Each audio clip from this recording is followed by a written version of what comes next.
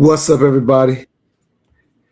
It's your mental activist Montoya Smith, aka Black.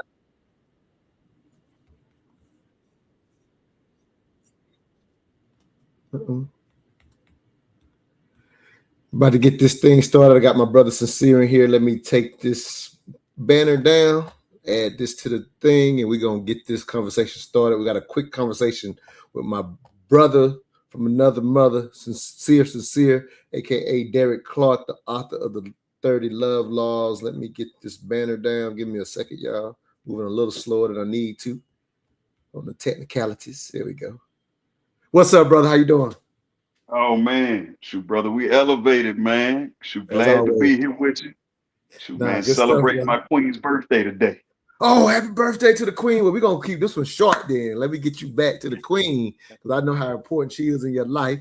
And just highlighting, in a sense, a lot of us out here trying to copy what you and your queen got going here with this Black Love Dialogue podcast, private experience. So it is a different experience. And so I just wanted to basically introduce the audience as we prepare for January 25th, 8 p.m., the kickoff of the Black Love Dialogue, a private podcast experience. I wanted to introduce him to my amazing co-host like yourself, like I've been doing all week. And so, Cecilia, thank you for being with us.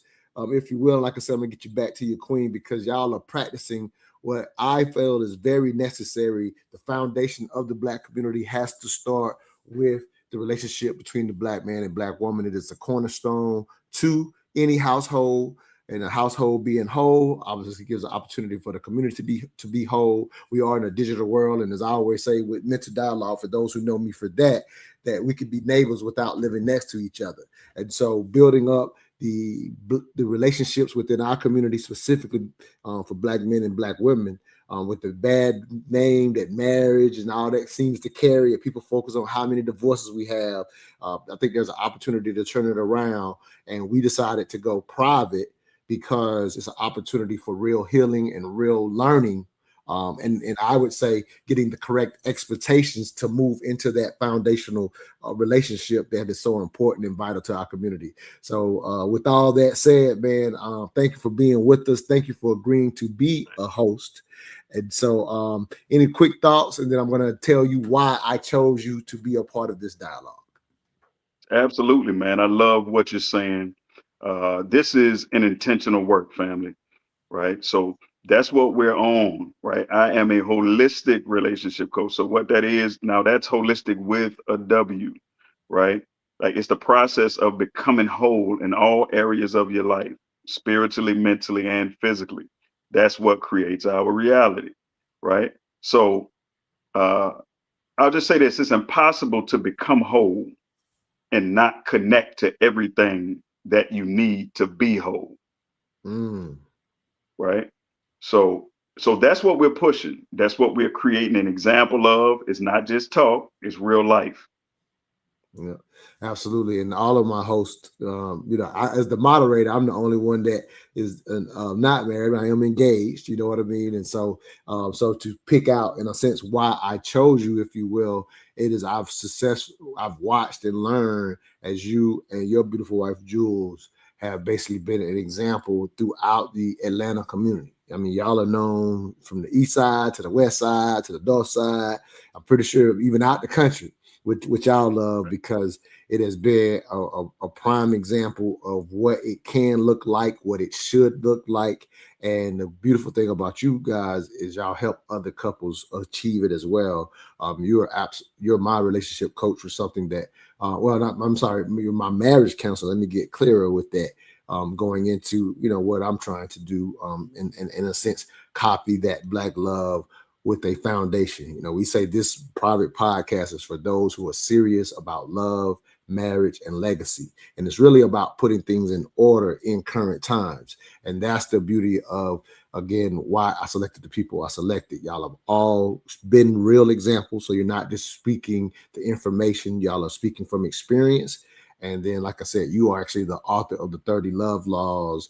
And we've already done some things together. You've been a part of the Mental Dialogue talk show anytime we've talked about relationships.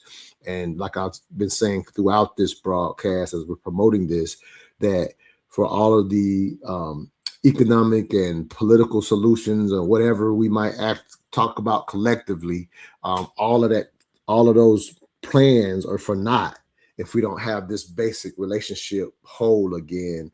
And it's no secret that it hasn't been whole for a lot of reasons. But there's still real opportunity to do so, and we want to get off the internet, away from the noise, to give people an opportunity to get connected to people like yourself in a more in-depth way. So that's part of the private experience. It comes with a cost, if you will, because we want it for those who are serious. It's not just you have access. If you are serious about finding and understanding the order of love, marriage, and legacy, if you're serious about this podcast is absolutely for you. So without me continue to talk over talking and talk too much, man. Again, the reason I chose you is we've already have a relationship. You are my brother, but the other part is you and your wife are an example to all of our community. Anybody in Atlanta that knows y'all too, know that we look for y'all to serve as that example. Oh man, thank you. Yeah, Thank you, brother. And one of the reasons why I wanted to do this, man, and especially during this time, before I jumped on, man, the Queen and I were just vibing. So I appreciate your patience, man.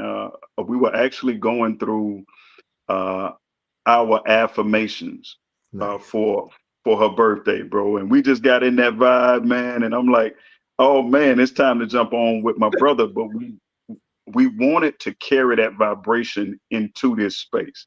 Nice. So it was very intentional that I set it up when I did because I knew what we would be doing, right? Wow. So the people that's watching would get a unique vibration that's real, and there's no substitution for what's real. Nah, and you pretty much have spoken to it, but I've asked every co-host this, and we're going to give people an example of what the private podcast will look like here in a second. But just to answer it directly, why did you choose to be a part of a private podcast experience versus just simply starting, or being a part of a public podcast, if you will? Oh man, because it's in direct alignment. I Okay. want to be clear. It's in direct alignment with what I do. Right? See, there's a lot of noise out here, brother. Right? There's a lot of people that say they want more. There's a lot of people that say that they want to be more. But what I often give is that it requires an investment. It requires an intentionality, right? So to be better, to be more, to do more, to have more, you have to be intentional and attentive to the process that creates that reality. And this is a step in that process. It requires an intentional investment for you to be able to evolve and elevate. And it made 100% sense, and it's in alignment with my brand and how I move because I don't allow people to waste my time because I don't waste my time. Fair enough. I love it, brother. So with that said, we're gonna go ahead and get this clip so you can get back to your lady. And so for anybody out there watching, we call it a private podcast. The reality is you're gonna have an opportunity to be a part of it. So you're not in the comments, you're actually a part of it. So if Derrick is I'm sorry, Sinsear, as we know him. If he's on the podcast, we have several hosts, so that way we always have different viewpoints, if you will. But for example, only two will be featured at a time. So in the event that Sinsear is featured for that podcast, you can actually ask questions directly. We're going to have a book called The Inner Work of Relationships be our first season, kind of as our guide, because it teaches us what we need to do individually to be a part of a relationship. So we'll use that as the guideline, but we'll also react to various clips around the internet and get these experts' opinion and talk discussions, because a lot of times what was happening on the internet, people are using the internet for a form of therapy because there's a lot of good information on the internet. The thing is, even if you hear a clip that is exactly correct, the context is lacking because you don't get a further development of what that short clip is. And so that's the opportunity for us to go in depth. We'll show clips like we're about to show now, and not only will the clips are strong in themselves, but it's the extra context in which the learning takes place. And so that's what we're going to be doing with the private podcast. So here's a quick example. I'm going to share this clip. Sinsear has not seen it, so you're still getting a natural, authentic reaction from an expert, for someone, again, who guides and helps couples get this thing called Black love as strong as it needs to be, you're getting that expert opinion. But this is a great clip in itself. If you keep ending up with people who are both amazing and broken, it's not by accident. Your body learned a long time ago that love equals sacrifice, that connection only comes if you rescue someone out of their pain. Their brokenness makes you feel needed, and feeling needed was the closest thing that you had to love as a child. And so now you're drawn to partners who may have talent, charm, and intelligence, but underneath they're extremely wounded, addicted, and unstable.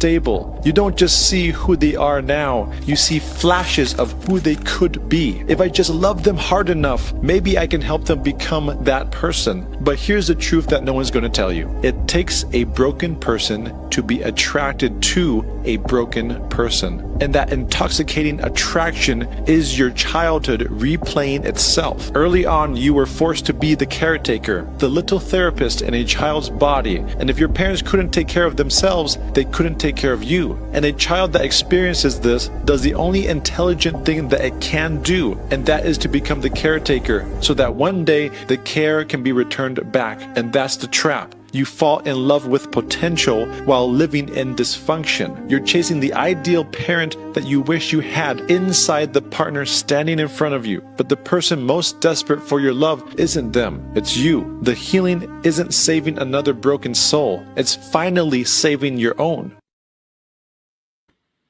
Good thoughts, brother. Oh man, amazing, bro. These are the conversations, man, that I often have, right? So we talk about saving the Black community, and I want to be clear about something. Our people are the most brilliant, the most intelligent, the most beautiful people on the face of this planet, right? So let's be clear and let's get that out of the way. However, there's been some things that has challenged that beauty, that intelligence, so forth and so on, right? You don't get what you want, what you like, what you love. You get what you are. You get who you are. You bring that into your world. Your magnet is what pulls that into your life, right? So when I was broken, that's when I had broken relationships. A divorce transpired from that. A failed engagement resulted in that. Why? Because I'm too busy attempting to fix the world and had not yet fixed myself, right? So now the reason that I'm happily married is because I became the reflection of what I needed to see in the world. I did. I changed the world by changing myself. And that's what affects my community in a great way. And that's another way to say most eloquently what my brother just gave us, man. And when I say my brother, is brother in thought and frequency, right? So I definitely appreciate that, brother. Great clip. Amazing. Absolutely. I'm gonna hit you with one more and I'm gonna let you get back to your queen. And so for everybody out there watching, again, you're just the additional context, basically what I said on the last when I was featuring one of our other co-hosts, we want to be the self-help for Black love, right? Specifically, and when you think about self-help, it's just basically consistently getting the information you need to think about something. Because as I always say with mental dialogue, you can't act right if you don't think right. So it's an opportunity to continue getting this correct information in a very particular way that you can, as you continue to be a part of our community, because we want you to be a part of the community. It's not just pay for, in a sense, the experience one time. Become a part of our community and continue to get this information. So here's another clip. We'll let you respond and get you out of here. Born with two dogs, invisible but real as your heartbeat. Violence and lust. When you're young, they're puppies, manageable. When you hit puberty, they become wolves, chained to your wrists, one on each side, pulling you towards destruction. The violence dog yanks you towards rage when you're disrespected, towards fists when words would work, towards domination when partnership is needed. The lust dogs pulls you towards every woman who isn't yours, towards instant gratification over lasting love, towards taking what isn't offered. Most boys think that becoming a man means letting their dogs run free. I'm a man, I do what I want. No, That's not a man, that's an animal with a credit card. A gentleman, he's mastered his dogs. When his wife frustrates him, violence sits. When his neighbor's wife smiles at him, lust heals. When his children defy him, violence stays down. When temptation whispers, lust doesn't move. Not because the dogs are gone, they're never gone. Not because he's weak, it takes infinite strength. But because he's decided, I control them, they don't control me. Every man who hits his wife, his violence dog is off the leash. Every man who cheats, his lust dog is running wild. Every man who destroys his family, he never learned to hold the leash. Here's what I tell my sons. Those urges you feel, that rage, that hunger, those are your dogs. Every man has them. Your grandfather had them. I have them. The difference between a gentleman and an animal, a gentleman keeps his dogs on a short leash, always. And when you master this, when you truly master this, something beautiful happens. Violence becomes protection, the power to defend, not destroy. Lust becomes passion, the fire for one woman, not every woman. Your dogs become your strength, not your shame, but only if you're strong enough to be their master. Because here's the truth that should terrify every father. Between 16 and 20, those chains get cut. The dogs are no longer leashed to you. If you haven't learned to control them by then, you'll spend your whole life being controlled by them, destroying relationships, traumatizing children, leaving wreckage, blaming everyone but yourself. Wow. That's sharp, man. That's strong. Yeah, that's strong, man. Have you seen my latest chain? Yes, you showed it to me. So I have a chain that has two wolves connected to an ump. Yep. That illustrates that same exact thing. Now, some people, they'll take a look at information and they'll put a color with it because of who's giving the information, right? So as a student of the spook who sat by the door, information has no color. Information has a purpose. So I want to share that because we're on the Black Love Dialogue. So we want to be very transparent with everything. Absolutely. There's no such thing as information that cannot be used. Our great ancestor, Malcolm X, would study opposing thought processes, ideas, ideologies, and philosophies, right? My greatest teacher. To sharpen himself. Absolutely, bro. That's why I mentioned the name. That's why I mentioned the name, man. And that is becoming a master, a wise resource in our community. So I love that, man. See, I was taught by brothers early on in my life that were gentlemen and gangsters, right? So one of the things that I was taught is that the gentleman is what protects the gangster. It's not the gangster that protects the gentleman in everything in his circumference, right? So just like he said, rage destroys. And to be a master, you have to learn adjustment to your environment, what's needed in the environment, who's needed in the environment, right?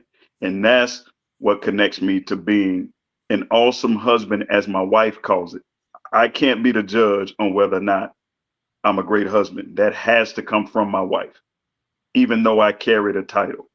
And that's based on action, that's based on thoughts, ideas, and being a leader. As my first client, as me being my first client, right? That says that I'm able to project a level of reality into the world that's often driven by narrative and documentation over being and doing, right? Absolutely. So I just leave it there, my brother. Awesome clips.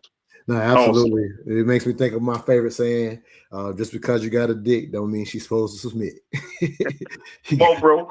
You got to control them dogs. before you even have a chance for her to even allow you to lead. It's still governance, as you mentioned, that's given. Like I said, your wife says that you are this. It's not something that you can claim. It's not something you can speak to. She has to crown you as such.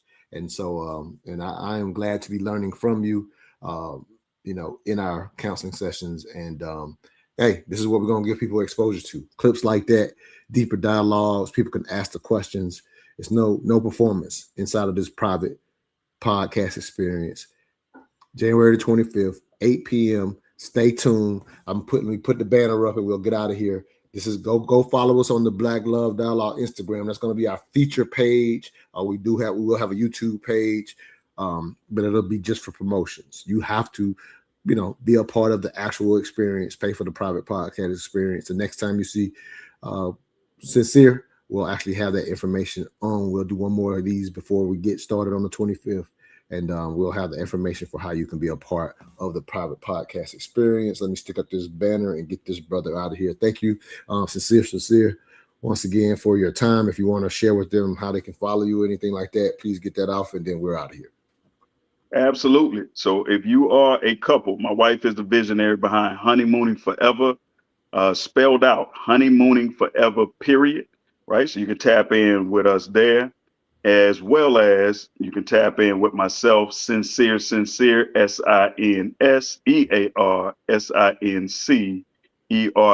Peace of love, family. This time we're intentional. Absolutely. We're moving the needle. We're moving the needle. Be a part of the process. If you're serious about love, marriage, or legacy, be a part of this process, as you said. All right, brother. Thank you for your time. Get back to your wife. Tell her I say happy birthday. Peace and love, brother. Thank you, man. All right, you too, King. I say.